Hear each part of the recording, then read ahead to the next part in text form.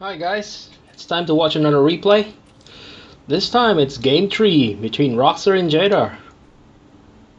Jaedar is sticking with Dark Eldar in Titan's Fall. Meanwhile, Roxor switching over from Chaos, retaining his Tau Empire pick for game 2 for the decider. Let's see how this fight will unfold. Titan's Fall, not my favorite map. It's very unusual in terms of map. Let's take a look what it's like. Turning off Fog of War first and pausing the game so we can take a look at this crazy map. Open pathway between. Look at this. 2 strategic point here, 1 further away. That's only 3 within easy distance. The next closest one will be a relic, and followed by a really far away strategic point here and a critical point, 1 on each extreme corner next to a slag deposit for maximum power generation. Really crazy map here with a straight path leading to the enemy base. Let's see how both players will play this. Roxor going straight for a second builder, 2 stealth team and jetpacks. The technology of Tau makes him strong. Jaedar meanwhile goes straight again for Dark Foundry build. Quite surprising. Does he realize that Roxor is playing Tau right now? A nice Mandrake build with Hollow Blood infiltration will have made things difficult for Roxor. He might have to go Vespid, but does Roxor know that he will go for Dark Foundry? Let's find out.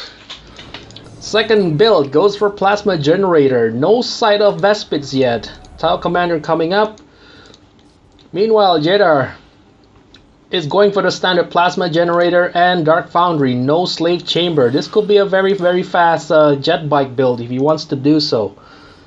First strategic point up, just gonna get tower loading. Basically Dark Eldar's version of Listening Shrine. And second Mandrake squad begins capping at the first minute. And immediately Homunculus Laboratory started at the first minute 15 seconds. With 1 Helion's queued up. This is gonna be quite a challenge for Roxor to keep up. Meanwhile, he has completed his Tau Commander. Will he try to harass? A nice target acquired on the slave will have done some damage to the economy. Instead, he sets a snare. The snare will cost him some power, but it's probably a slight insurance just in case Mandrakes come in and harass. Meanwhile, Jaedar has capped all his 3 easiest strategic points and moving his first Mandrake squad to this strategic point immediately. Second one goes for this one. The first one goes to this one. While Roxor's stealth suits going for the relic first. I'm not sure about that. What a strange decision to make. It's gonna take longer to capture. Oh, look at this. The Mandrake squad is going straight for the relic. Will he use his global power to reveal the stealth team? Doesn't seem like it. He's just gonna stay there and decapture. Meanwhile, Crude Warriors and Tau Commander arrives on the scene, and Jaedar will have to pull back his Mandrake squad. There's no way he can decapture in this kind of situation, and Listening Post is immediately queued up, preventing easy decapture. Alright, first engagement goes for the Tau. Tau goes for the second critical point. So, meanwhile, the second Mandrake squad goes for the relic instead of advancing forward to harass. Looks like things are going great for the Tau right now. Helion's finally out, and they have activated their jump jet and goes to the middle of the map, but finds no target to harass. Looks like it's going to be difficult for Helion's to inflict any damage here. Meanwhile, this tortured slave managed to reach this point unscathed. Wow, this map is very huge. I'm having trouble keeping track of the action. Better turn off the Fog of War to keep track of the points easier. Look at this. This tortured slave might be going down. He went too far. He really pushed it. And as a result, 1 shot was all it took for the Tau Commander to kill the tortured slave. Jaedar will have to train another. 75 requisition down the drain. Meanwhile, no serious damage has been inflicted to the Tau's economy. This capture seems to be cancelled. And Stealth Suit retreated safely. It's gonna start bashing this listening post, and the Tau is forced to respawn. This is gonna be a long trip for the Tau. No Fire Warrior yet. Instead, he goes for a Stealth Burst Cannon Enhancement. He's gonna try to make those Stealth Suit capable of inflicting real damage. Very interesting strategy here. Not a bad choice, but could be a costly one because he needs to reinforce them fully.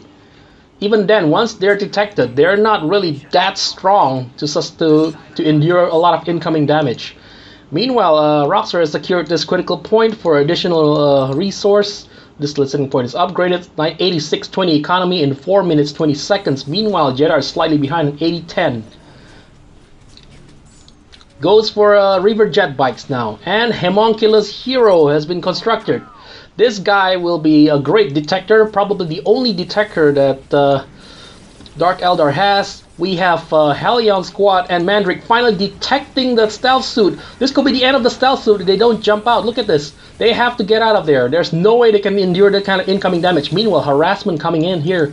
Root Squad, Fire Commander, Tau Commander, and two stealth teams.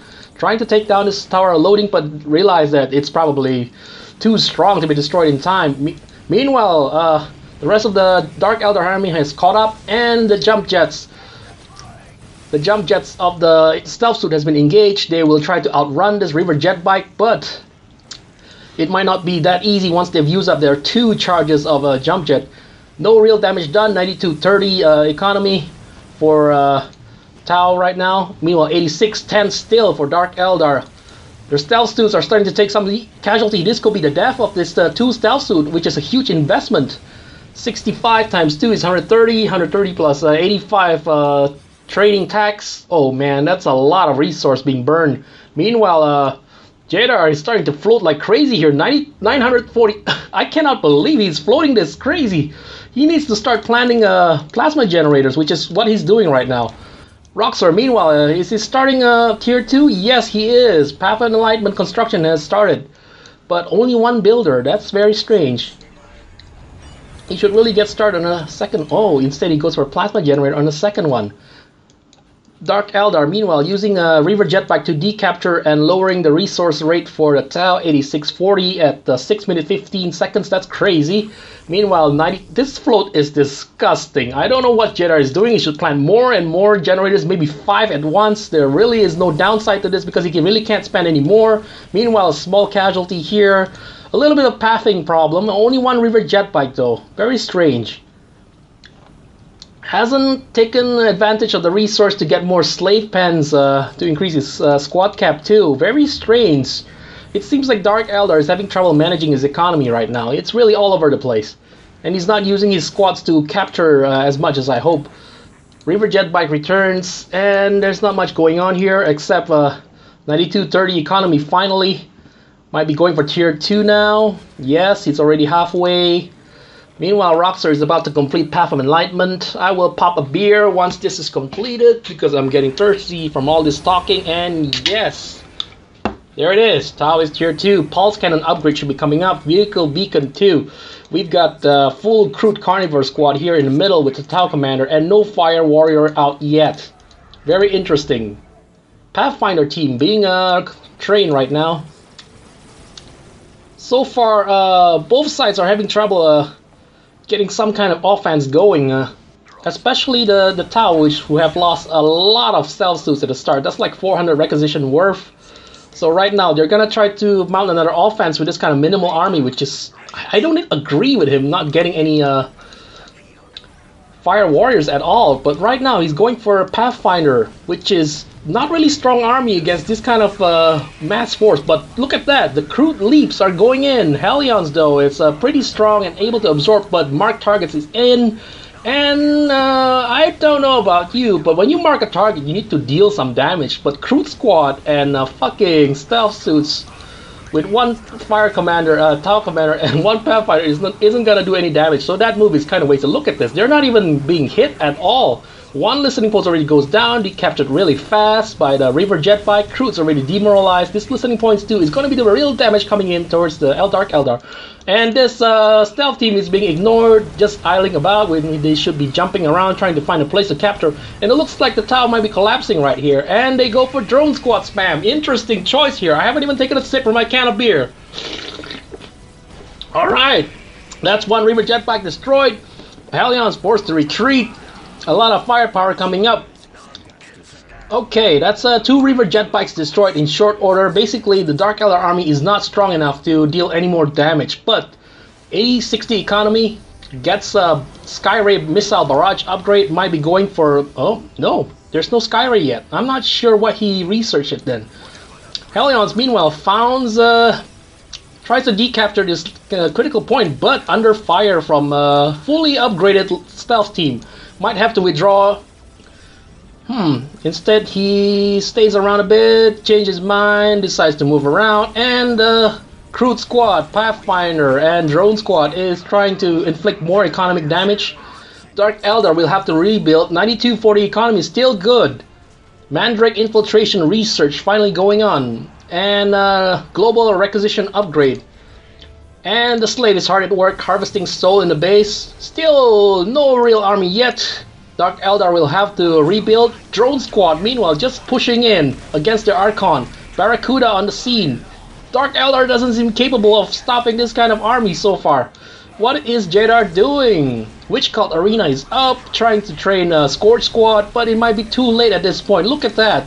Mark target on the Archon, and the Archon might be going down if the Incubus cannot reinforce in time, but managed to escape. Looks like this Mandrake squad has finally captured this critical point so far, but look at the limited field of vision. 98-66 economy, still good. Meanwhile, drones are being destroyed left and right. 2 Reaver jet bikes firing back. This Barracuda is probably the biggest problem so far. Stealth team on the scene. Gonna deal some more damage. Homunculus going down, and Dark Elder has no army to defend itself right now. Scourge Squad is in, immediately gets to work at shooting down this drone squad, but not enough damage is being dealt. No idea how to counter. Indeed. You need to build more army, man. You're floating like crazy. And it looks like to be over. A very underwhelming finale indeed. Looks like Jaedar has messed up big time, and this match will go towards the Darth Roxor. What a disappointing finale. Dark Eldar basically did not build enough army to counter this and loses big time. Tries to activate the demoralizing global power in the last minute, but it looks like more a desperation move instead of anything. Did not spend his resource properly, a lot of float going on, and tries to get a witch spam going, but it will not work at all. Just look at this. The army composition of the Dark Eldar, just not enough. Did not get enough army to stop this kind of firepower going on. And interestingly, not a single fire warrior is out. So whatever he did, it worked. The drone squad really did its work. 2 squad of drones just out meleeing the shit out of Dark Eldar. Good work. It looks like to be GG here. But look at that, the amount of resource that Jaedar did not spend, it's coming back to haunt him now. Should really did better. Did not expect this kind of one-sided victory, but what do I know? So it's a win. Roxor will retain his undefeated status and takes the tie 2-1. Well, Jaedar has to be happy with the loss. Good game. I hope you guys enjoyed and saw how effective the least build unit in the Tau faction is. This drone squad. You don't get to see this squad often. Basically, it's basically one of the best Tau's melee unit, hardly used at all in tier 2, considering that many will just spam fire warriors, but in this case it really worked. It worked real well.